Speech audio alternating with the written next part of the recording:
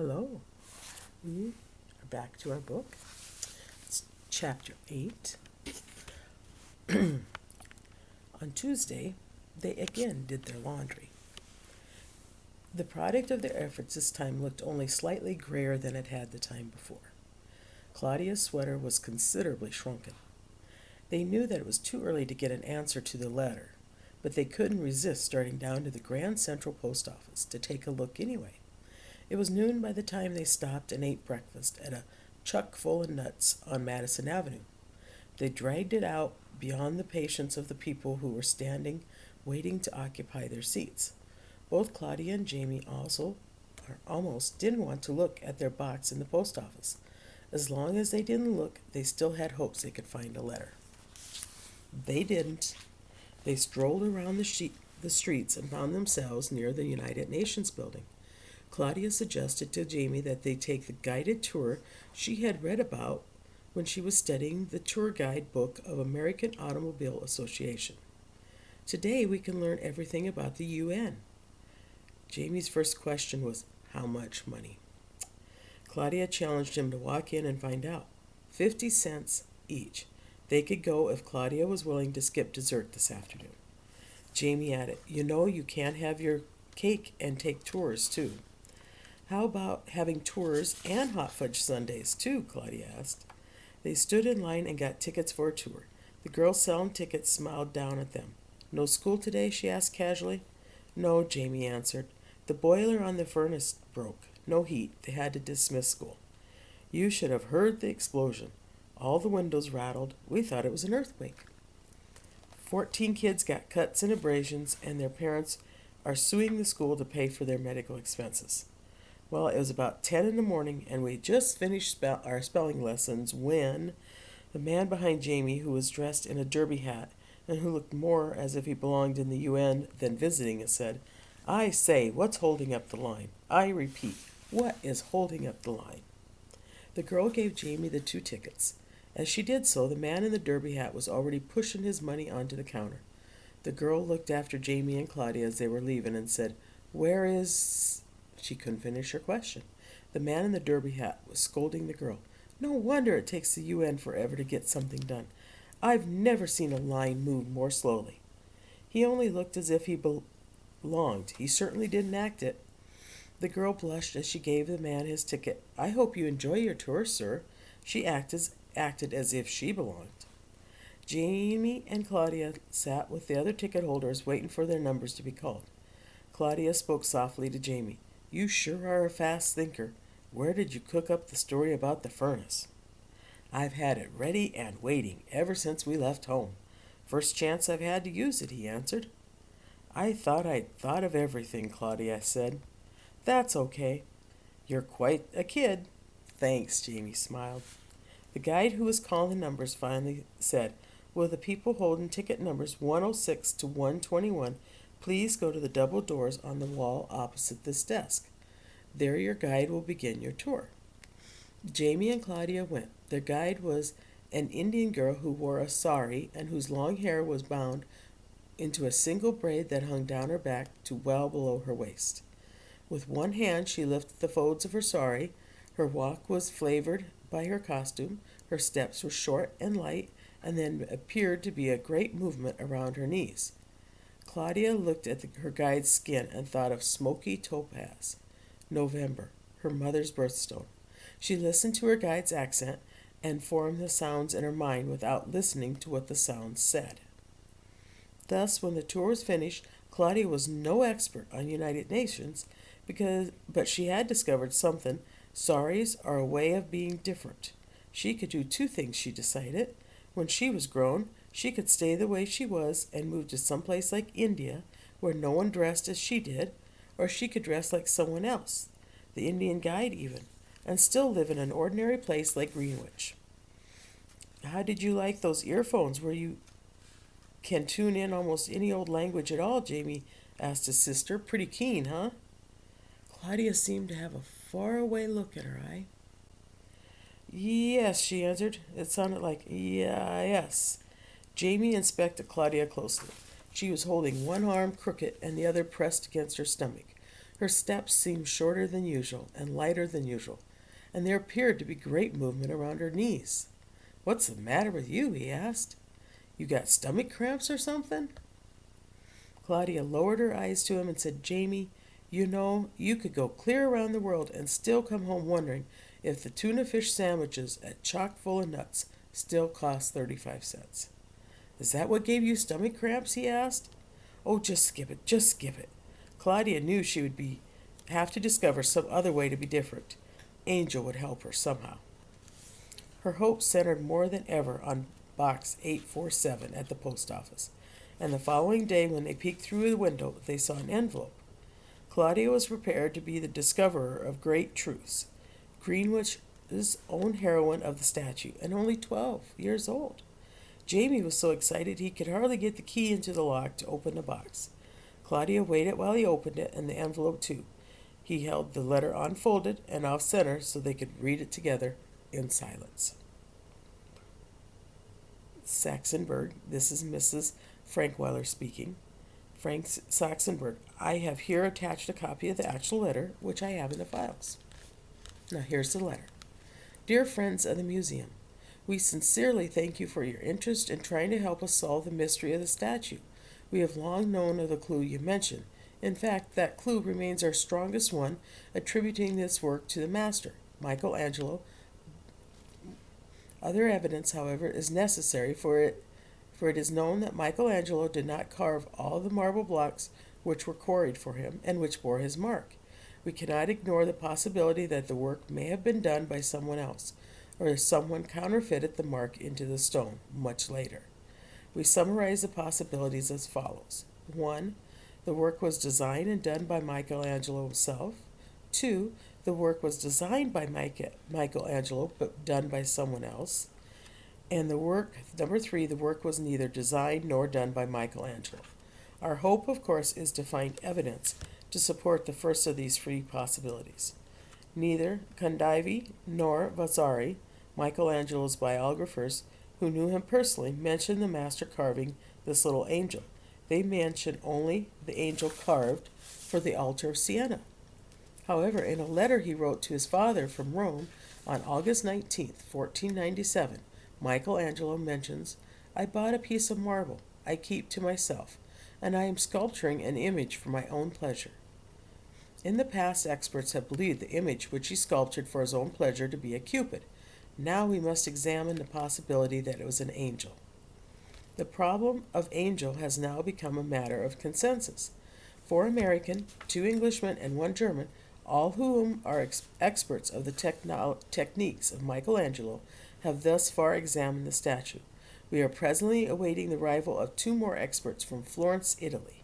After all these experts have examined the statue, we will write a summary of their opinions, which we will release to the press. We greatly appreciate your interest and would enjoy your disclosing further clues to us if you find them. Sincerely, Harold C. Lowry, Public Relations, the Metropolitan Museum of Art. Claudia and Jamie walked from the post office to Grand Central Terminal and sat down in the waiting room. They sat perfectly quiet, disappointed beyond words. Claudia would have felt better if the letter had not been so polite. A nasty letter or a sarcastic one can make you righteously angry. But what can you do with a polite letter of rejection? Nothing, really, except cry, so she did. Jamie let her cry for a while. He sat there and fidgeted and counted the number of benches. She still cried.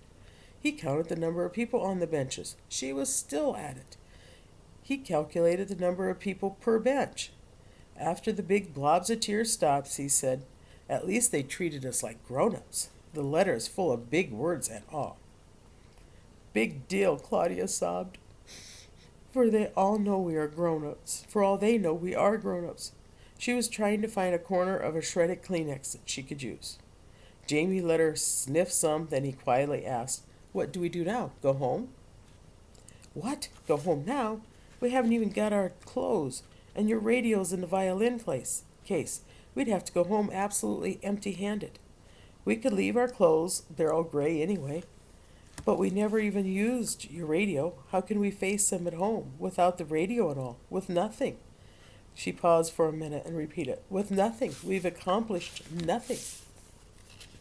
We accomplished having fun, Jamie suggested. Excuse me. Wasn't that what you wanted when we started out, Claude? I always thought it was. Claudia began big tears again. But that was then, she sobbed. You'd said you'd go home after you knew about Angel. Now you know.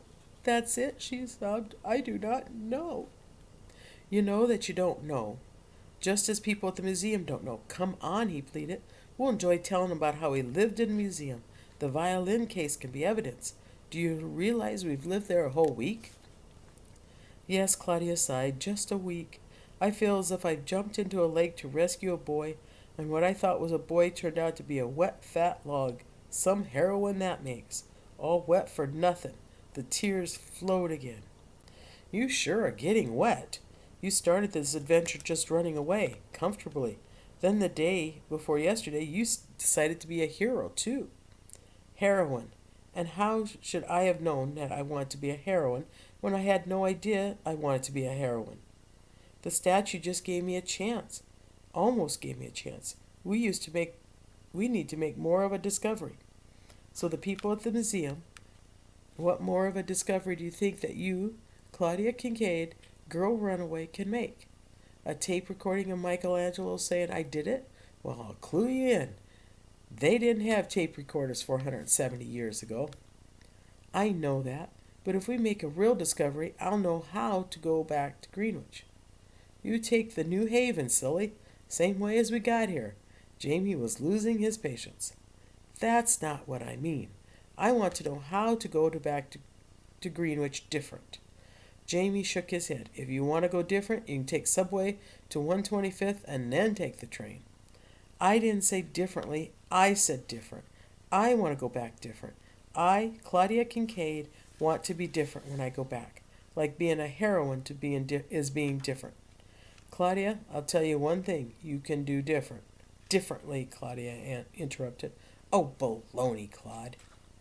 That's exactly it. You can stop ending every single discussion with an argument about grammar. I'll try, Claudia said quietly. Jamie was surprised at her quiet manner, but he continued to be businesslike. Now, about this discovery. Jamie, I want to know if Michelangelo did it. I can't explain why exactly, but I feel I've got to know. For sure, one way or the other. A real discovery is going to help me. If the experts don't know for sure, I don't mind not knowing. Let's get tickets for home. Jamie started towards the New Haven ticket window. Claudia stayed behind Jamie. Jamie realized she was not following him. Returned to her and lectured. You're never satisfied, Claude. If you get all A's, you wonder where are the pluses. You start just running away and you end up wanting to know everything. Wanting to be Joan of Arc, Clara Barton, and Florence Nightingale, in all in one. Nightingale. Claudia sighed. She got up from and followed slowly behind her brother, but she was feeling too low to go home. She couldn't. She just couldn't. It just wasn't right. There were only 2 windows that didn't say closed. They waited a short while as the man in front of them purchased a red commuter's pass like the one that they had brought them to Manhattan. Jamie addressed the man behind the counter and said, 2 half fares for Farmington, Farmington, Connecticut, Claude broke in. To get to Farmington, you have to go to Hartford and take a bus, the ticket agent said. Jamie nodded to the man and said, just a minute, please. He stepped away from the window, grabbing Claudia's hand. He pulled her away. Claudia whispered, Mrs. Basil E. Frankweiler. What about Mrs. Basil E. Frankweiler? She lives in Farmington. So what? Jamie said. The paper said that her house was closed. Her New York house was closed. Can't you read anything right? You talk that way, Claude, and... All right, Jamie. All right, I shouldn't talk that way. But please, let's go to Farmington, Jamie, please. Can't you see how badly I need to find out about Angel? I just have a hunch she'll see us, and she knows. I've never known you to have a hunch before, Claude. You usually plan everything out. I have, too, had a hunch before. When? The night they moved the statue and I stayed in the washroom and didn't get caught. That was a hunch, even if I didn't know it was a hunch at the time. So here they are at the ticket station.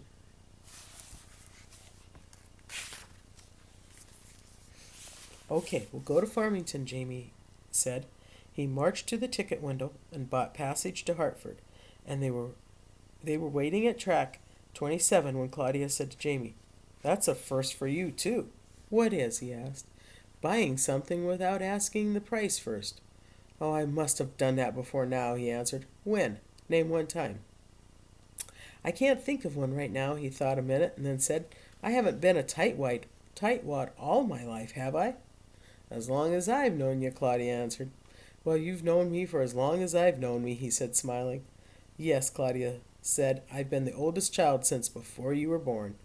They enjoyed the train ride. A large portion of it went over the track they'd never before seen. Claudia arrived in Hartford feeling much happier than she had since they received the morning's mail. Her self-assurance had returned to her. The Hartford station was on Farmington Avenue.